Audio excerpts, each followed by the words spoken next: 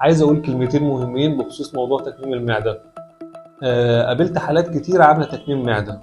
في موضوع دايما ضايقني في حالات تكميم المعده او مشكله بتواجهها كل الحالات اللي عامله تكميم معده.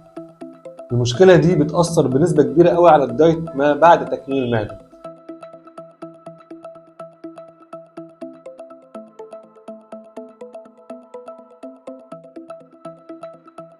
لما حضرتك بتروحي تعملي عمليه جراحيه مع اي دكتور عشان تكميم المعده، بيقول لك لما تخلصي العمليه الجراحيه بتاعتك روحي تابعي مع دكتور تغذيه علشان ينظم لك الاكل والشرب ويبدا ينزل لك وزنك، لان انت كده كده جسمك هينزل رقم معين بعد كده هيثبت، لازم تتابعي مع دكتور تغذيه. طب ايه المشكله اللي بنواجهها؟ بنواجه يا جماعه مشكله ان احنا لازم ندخل كميه نشويات عشان ترفع معدل الحرق. كان عندي حاله بقابلها في العياده فبتقول لي يا دكتور انا ما باكلش خالص بسبب موضوع تكميم المعده، انا مش عارف اخسسها، نزولها بياخد وقت كبير جدا والدايت بتاعها بيكون صعب جدا.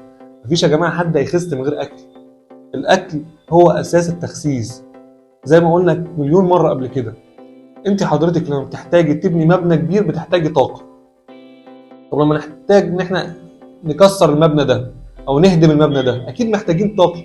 كيان الدهون ده كيان قوي عباره عن خلايا دهنيه ميته بينها روابط بيبتيديه او روابط قويه، الروابط دي بتحتاج تكسير، التكسير ده بيحتاج طاقه، الطاقه دي بتدخل عن طريق النشويات وعن طريق الاكل.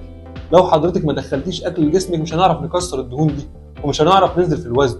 فبالتالي عشان اعمل حميه صحيه مناسبه لجسمي وانزل نزول متتالي كل اسبوع لازم ادخل طاقه، فلازم الجا لوجبات ادخلها في جسمي.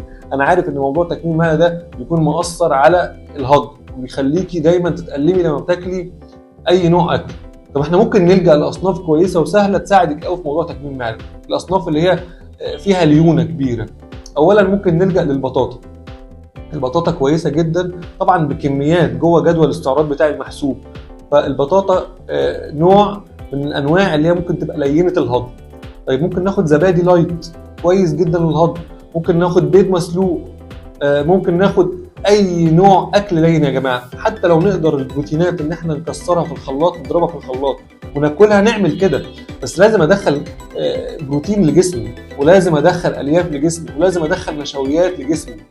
لو هضرب ان شاء الله حتى البروتين مع الرز مع المكرونه واكله مفيش مشكله، طبعا بمقدار. انا مش بقول دخل طبق رز كبير ولا طبق مكرونه كبير، بقول دخل 5 معالق 3 معالق 4 معالق رز، دخل ربع فرخه، على الاقل دبوس، تمام، دخل بيض مسلوق، دخل جبنه قريش، اكل لين. لكن ما تسيبش نفسك لموضوع معدتي بتوجعني لما باكل فمش هاكل، فالجا للسوائل، فالجا للحاجات اللي فيها سعرات عاليه. دي مشكله، ده هيحصل هدم عضلي كبير جدا. العضلات بتاعت الجسم بتحتاج ميه، بتحتاج لبروتين، لان العضله عباره عن الياف وعباره عن ميه. لو حضرتك ما دخلتش بروتين مناسب لجسمك هيحصل هدم عضلي، والكتله العضليه هي المسؤوله عن تناسق الجسم.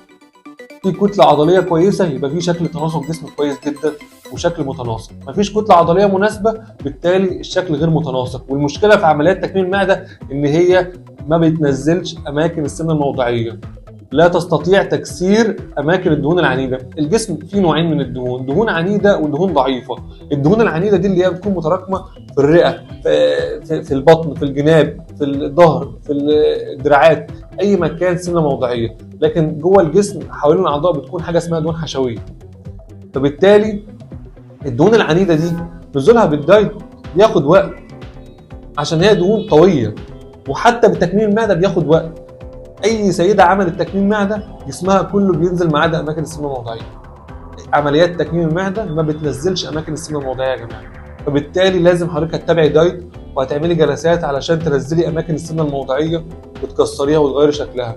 لكن وانت بتعملي دايت عشان تخسي لازم تدخلي احتياجات جسمك من النشويات ومن البروتينات ومن الفيتامينات ومن السوائل، ولازم تدخلي سوائل. السوائل مهمه جدا عشان تصريف الدهون، والكتله العضليه كلها عباره عن سوائل. يا ريت يا جماعه نفهم الاكل كويس جدا، ويا ريت لو احنا عاملين عمليه تكميم معده ولا حاجه ناخد احتياجاتنا علشان نسهل المأموريه في نزول الوزن. ان الجسم هيقاوم الدايت ومش هينزل نهائيا. هتنزلي بعد عمليه تكميم معده 10 15 كيلو 20 كيلو بعد كده جسمك هيثبت مش هينزل. لازم عشان تنزلي في الوزن تبداي تدخلي طاقه، عشان الهدم بيحتاج طاقه برضه. حبيت اقول لكم المعلومه دي، ان بقابل سيدات كتير عامله عمليات تكميم معده بتفشل في نزول الوزن، او عندها ثبات في نزول الوزن، او بتعاني من عدم نزول الوزن. وموضوع نزولها معانا بيكون صعب جدا، لان هي مش مؤهبه ان هي تاكل عشان تزود الحرق، وفي نفس الوقت هي لازم تخس عشان اماكن السمنه الموضعيه عندها ما نزلتش.